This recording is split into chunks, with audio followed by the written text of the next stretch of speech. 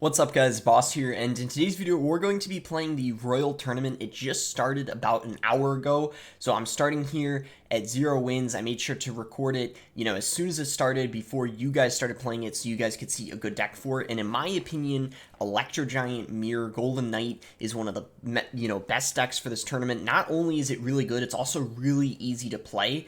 And even though it has the Golden Knight in it, if you guys do not have it unlocked, you can still use the card because that's a Royal Tournament, and you can use every single card in the game, even the ones you don't have unlocked. It's also the same thing in Grand Challenges and Classic Challenges, but it's also in Royal Tournaments too. So I love this feature. It's great so people have the opportunity to use everything.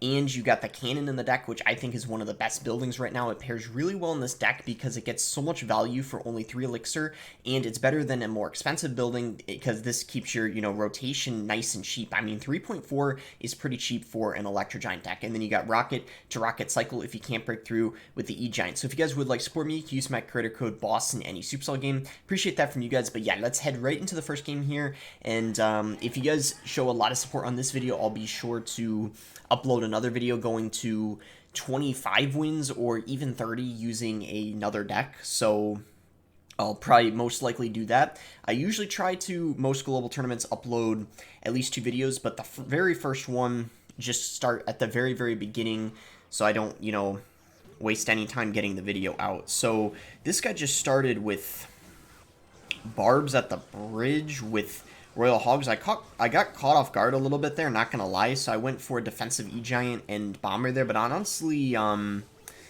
honestly cleaned it up pretty nicely. I can't complain with that.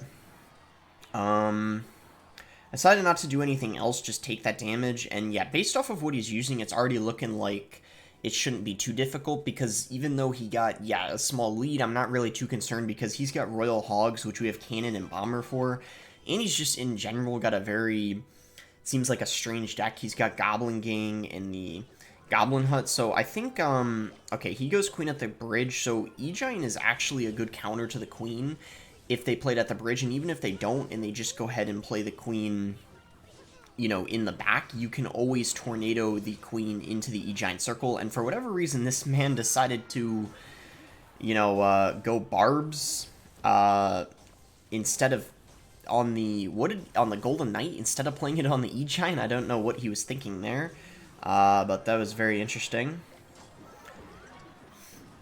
So yeah, Bomber to clean up the pigs, and this is already looking like it's GG. Yeah, I don't know. Strange deck. I wouldn't recommend using the Goblin Hut personally. Pretty much any spawner I think is very weak. Goblin Hut, Barbarian Hut, pretty much no reason to use it. Furnace is the only one that is, and of course Tombstone. Tombstone's very good, but the Goblin Hut and the Barb Hut are certainly pretty weak. So he's actually got P.E.K.K.A.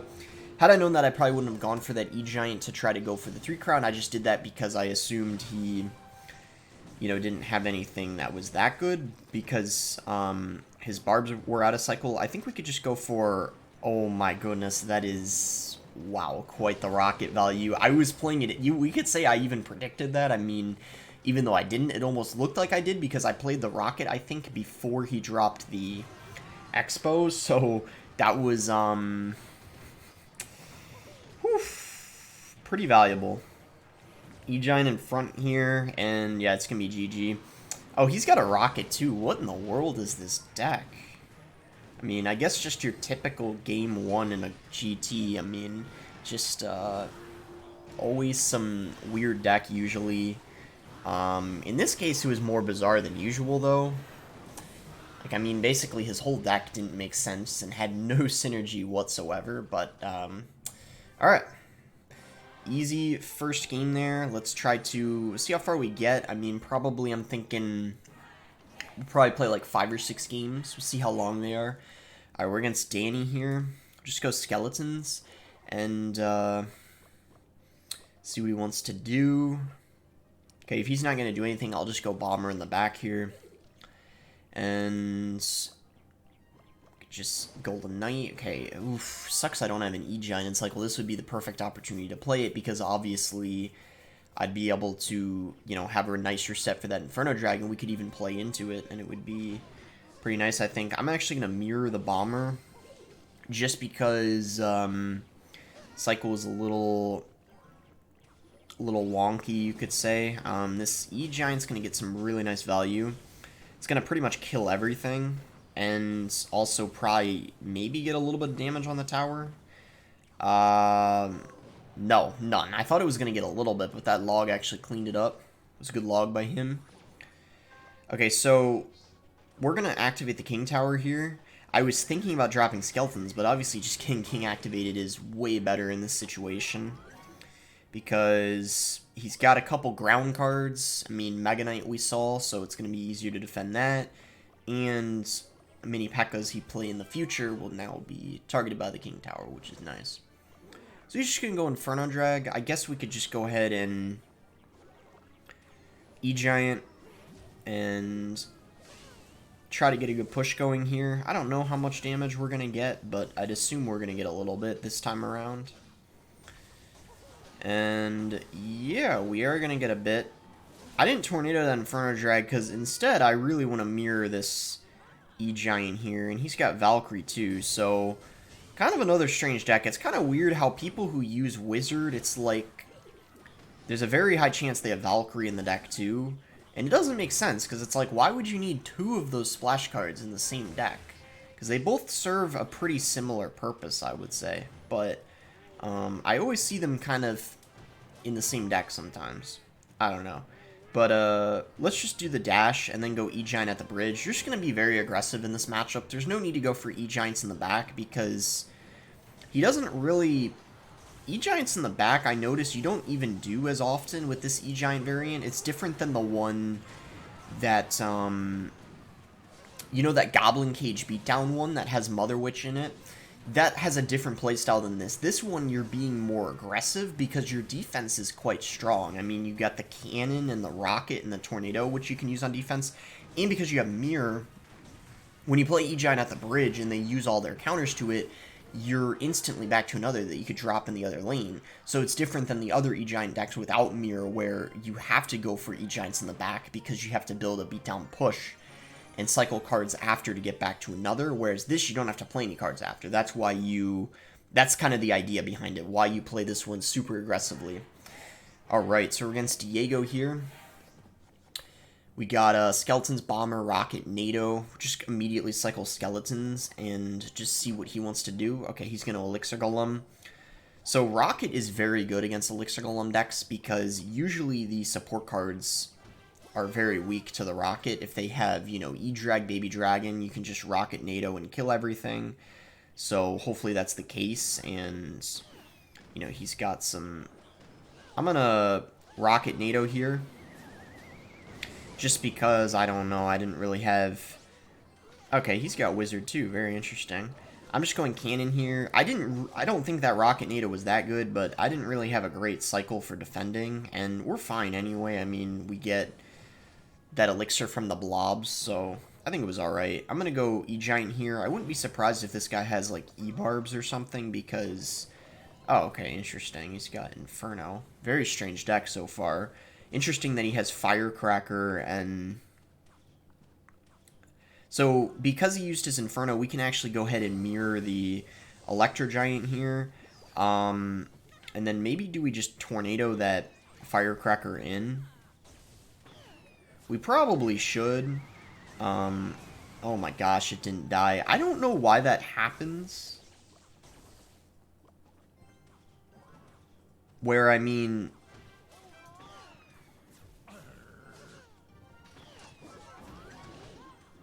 Ah, man, that Firecracker didn't die. I mean, we're okay, but yeah, that was annoying. I was certain that Firecracker was going to die inside of the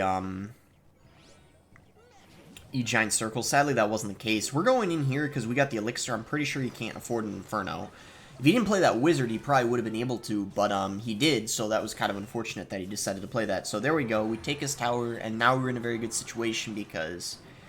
we just have to defend for 50 seconds or so, which should be really easy considering we got the King activated, and I don't know, I mean, it's just...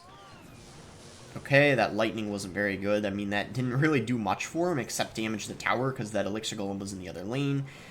And that is GG. E-Giant right on top of his Inferno. We're going to NATO, this time ensuring the Firecracker dies. Get that out of there. It's an annoying card. And, I like how I said the Firecracker was annoying, but we have 2 mirrored E-Giants and a Golden Knight on top of his tower. It's all about perspective, I guess. Like, I mean, for us, the Firecracker is annoying, but for him, I think all of that is, like, way more annoying. So, yeah, we get the 3 crown here. Another pretty easy win. Another strange deck. I don't know. Elixir Golem Inferno, I don't even know if I've ever seen that before. Like, I don't know. I truly don't remember if I've ever seen that before. So, okay, 3-0. Ready player. Alright, so similar starting hand. We don't have E-Giant, but we do have, yeah, Rocket. Golden Knight, Bomber. Okay, so we're gonna actually go ahead and activate the King Tower here, because I realized right after he played it, he didn't play it in the safe spot, so I probably shouldn't have went for my Golden Knight, because we kind of did overcommit quite a lot on it, but I do think it is worth activating the King Tower very early on against Goblin Barrels, because usually Goblin Barrels are their main win condition, and you have quite a big advantage taking it out when you got the King activated. I'm going to actually go ahead and E-Giant here. Since he went Mega Knight, which is pretty aggressive, we got Bomber coming in, and yeah, I mean, why not? I just want to see what he's got, like what counters he has to it, and again, Wizard, wow. Maybe I should, yeah, I think we'll Rocket this. Why not? That's very good value. We're hitting the Wizard, the Witch, and the Tower. Really good value, actually. Pretty much, like, the most we could ask for, I would say, in this matchup. When we're hitting both of the things that die to Rocket and the Tower at the same time. That's just, whew, satisfying. Alright, Skeleton's Golden Knight. We could mirror the Rocket. If he drops something in the back that's quite valuable for a Rocket, I'll take it. Not a Mega Knight, though. That is certainly not worth it, because that would be an even trade, and we only take out not even half of the Mega Knight, probably. So let's set up the cannon here. Okay, he's got RG. Okay, again, yet another very, very interesting deck. So you guys can see at the very beginning of global tournaments, people run the strangest decks, and these usually should be freebies. I'm telling you guys right now, I know this is why some people hate, like, mid-ladder. You know, I don't know what I'd even call mid-ladder. A lot of people ask, like, what do I refer to as mid-ladder? Probably, like, anything below 6,000 trophies, or when it gets later in the season, then probably like 6,300, 6,500. I don't know. Everyone has their own opinion on what it is, but some people say anything that's not ranked, so anything that isn't top 10k. But anyway, the point I'm making is, like, anyone running these kinds of decks, as long as you're playing smart, you should never lose to them if you're using a deck that's meta, like E-Giant, for example. These should really just be freebies, so make sure you're not getting one of your losses to one of these guys, is essentially what I'm saying. Of course, crazy things can happen, and even I have sometimes, and of course, like, even I have in global tournaments before. It's rare, but even I have lost to these decks. But what I'm saying is they really should at most take up, like, one of the losses, like, 1 or 2 losses. Majority of your losses should be to, you know, meta decks, that if that, makes sense. Okay, so here we go in our next one here against Job, and we got Golden Knight, E-Giant. Alright, so maybe I'll wait just a couple seconds to see if this guy wants to do anything. Okay, he's gonna go Witch. Again, Witch. Alright. Is it gonna be another Witch deck that has Wizard in it also? Oh my goodness, Mega Knight, man. Jeez, it's like literally, it's like so similar. I mean, again, it's Mega Knight Witch. What are the chances? He's got Golden Knight. Okay, he's smart, so at least he's using a champion. Is this the first? Oh, no. I think the first game the guy I played against had the Archer Queen. But I was going to say, like, why are people not running champions? They can use every card in these Royal tournaments. They're not limited. Like, if they, like, on ladder, they might not have it. But I'm just shocked that more people don't take advantage of the champions. Okay, so obviously we go for the King activation here. So Hog Rider, Mega Knight, Witch. Very, very interesting. We can go ahead and E-Giant the bridge just because his win condition's out of cycle. He hasn't shown any E-Giant counter yet, so I'm just curious, like, does he even have one? And from the looks of it, it doesn't look like he does. And guess what? We could probably just mirror the E-Giant here, because we're gonna take everything out and just have another The only thing is that Dark Gob, we had to let lock on so that the Firecracker dies. I didn't want to make that same mistake again where the E-Giant didn't kill the Firecracker for some reason. And yeah, this is just GG. I think we already pretty much already won. Just have to defend and should be good to go. He's going to go Witch. We'll just go for Cannon. And Golden Knight. Let's see what he does. He's probably going to go for a Hog, so we just go for a Rocket NATO, pulling everything together. Boom, everything dies. He's like, wow. Oh, oh my goodness. I guess he was not expecting that. Ooh, boy. Probably play one more game after this. These games were overall pretty quick. People just don't know how to defend the E-Giant.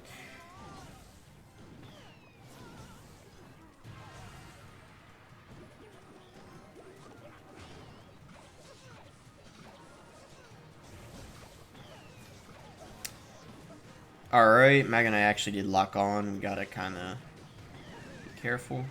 We're fine. Yeah. Alright, GG. Another strange deck. Pretty easy. And it's also, to be fair, a really easy matchup. I don't think there's much he can even do. It's not that he can't stop it. Or not just that he can't stop it, but also that, I just think E-Giant's really difficult for his deck to defend. So, alright, we're against No here. Or Noe. This will probably be our last match. Another person using Firecracker. Wow, I personally don't think Firecracker's that good, but I noticed there's a lot of people running it in this for some reason.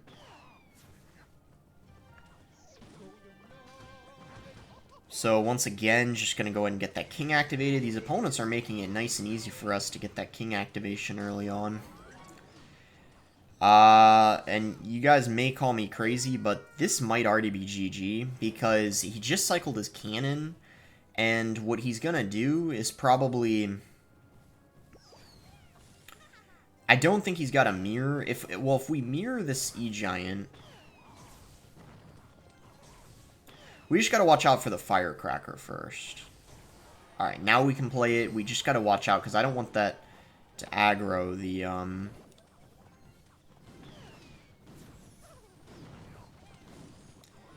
Oh, it's not GG yet. The cannon, because he's got a fast cycle, this might be a little trickier than I thought. But either way, that... Well, actually, look at that. We're still getting a ton of damage. Wow. And this is the type of matchup where we could actually Rocket Cycle.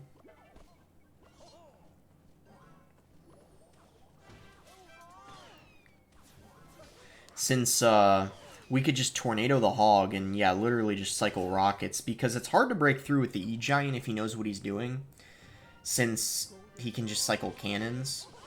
So that's why Rocket Cycle, like I said, is good.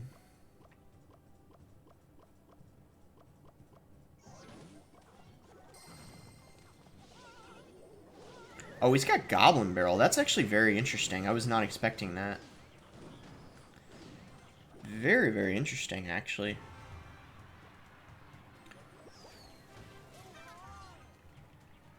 I think we can just rocket his tower.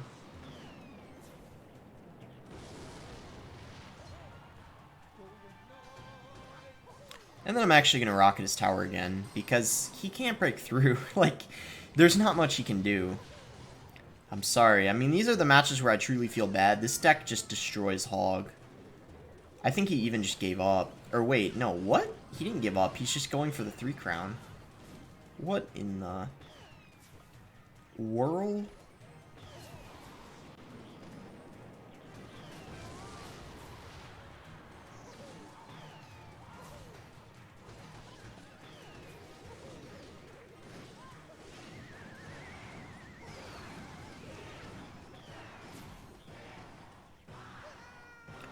Alright, that's GG. Got kind of close at the end, but I knew we were fine. So that's going to be it for the video. Make sure to like it if you did enjoy it. This deck, again, easy to use, good at the beginning of the global tournament. 6-0. Might do video going to 20 wins or 25. Thanks again. Until next time, guys.